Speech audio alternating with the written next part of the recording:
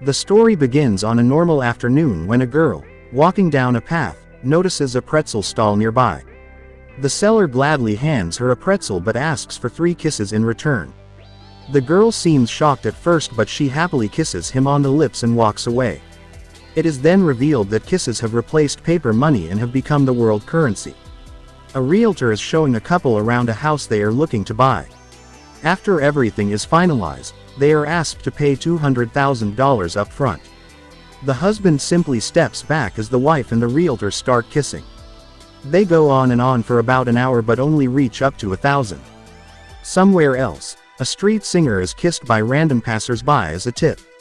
Similarly, a group of friends at the restaurant split the bill, taking turns to kiss the waitress. A boss is distributing paychecks to his employees at the end of the month. But because checks and banks don't work in this world, he has to kiss 100 people in a day. A more interesting scene can be seen outside in an alleyway where a dealer is exchanging drugs for kisses. They even get into an argument when the customer tries to cut the last kiss short. Back to the realtor and the woman, who have lost count of the kisses but are still going on. The waitress finally gets done being showered with kisses and is given a smooch as a tip. Back to the pretzel girl who liked the last one so much that she returns to get another. But this time, their kiss is stolen by a thief, who runs away with it. Thankfully, a cop gets the man before he escapes and makes out with him to get the stolen kisses back. The second story is about a man named Hatsuno who wakes up with an X on his forehead. Initially, he thinks it is a prank and tries to remove it with water, but the mark doesn't go away. He asks his wife to remove it, but to his surprise, she doesn't see the mark. He hides his forehead with a handkerchief and makes his way to work. At one point, his assistant inquires if he has a headache and is told about the mark. But like Hatsuno's wife, she also doesn't see anything.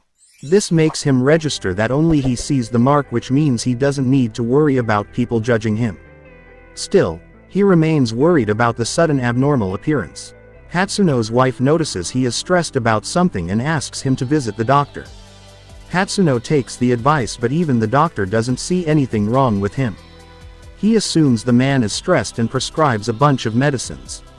On his way back, Hatsuno is still worried, but then, he comes across another guy with an identical mark on his forehead. They jump in excitement, having finally discovered that they are not alone. A while later, they are at a roadside restaurant talking about their experiences with the mark. The man's name is Kira and he got the mark 2 months ago. He knows a bit more about it because his father also had the mark appear on his forehead right before his death. Kira thinks that the mark means they are about to die in a few days, but Hatsuno doesn't believe him. They exchange numbers and decide to keep in touch in case they find out more about the marks. One day, Hatsuno is watching TV when he sees the news about a dead person.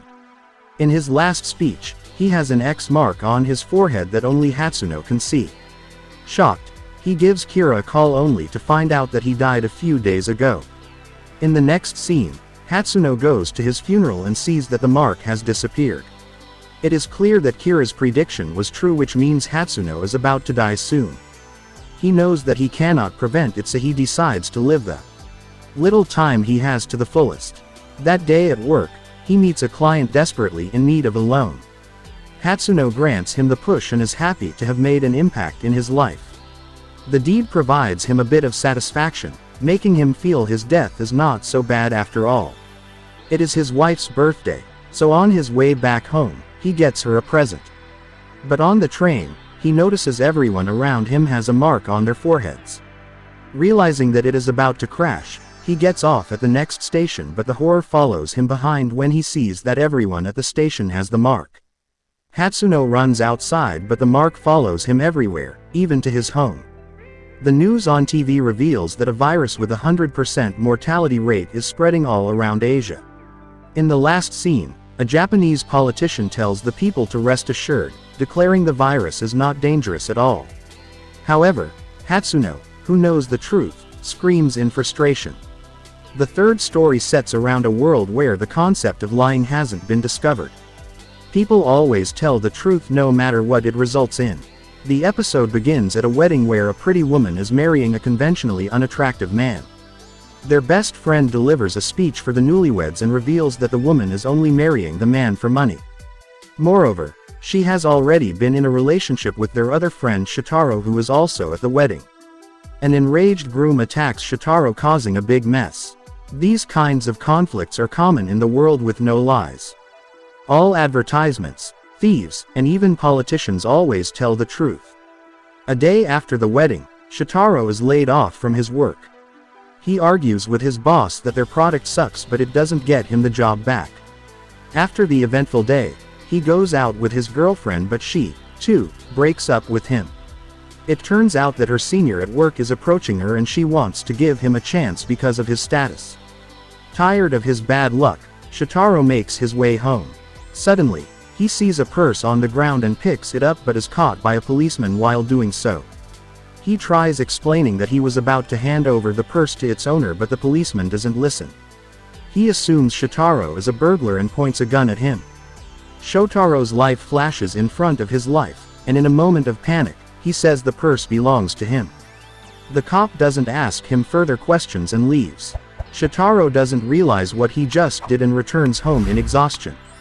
He lives with his father, who has found out that his son is unemployed. Embarrassed about his life, Shotaro claims he got a good corporate job just today. His father believes him, which leaves him in shock. In the next scene, he meets friends and tells them about the new discovery. Initially, they don't understand the concept of lying, but Shotaro teaches them using examples. By the end of an hour, they start lying for fun, just because they can. They go to restaurants and eat for free, claiming that they have already paid. Similarly, after having fun for a few more days, Shotaro suggests they use their talent to make money. He picks up 2 water bottles and declares that the water gives people happiness.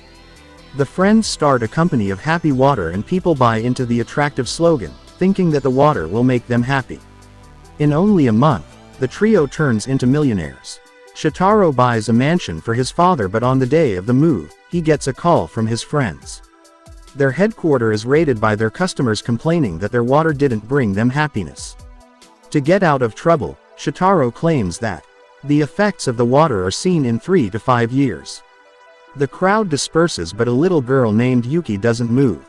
Her mother suffered from a terminal disease and died, and she blames Shotaro for it because his water gave them hope. He feels awful for the little girl, but she runs away before he gets to her. Following that, the friends sit down and decide to stop producing the fake water.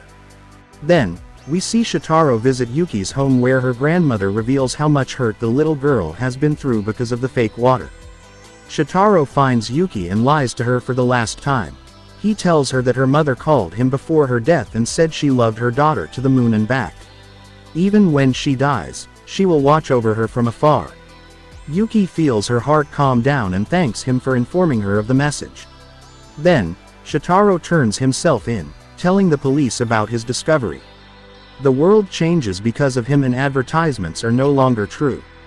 The politicians and thieves get away with anything, but fights and conflicts also decrease drastically.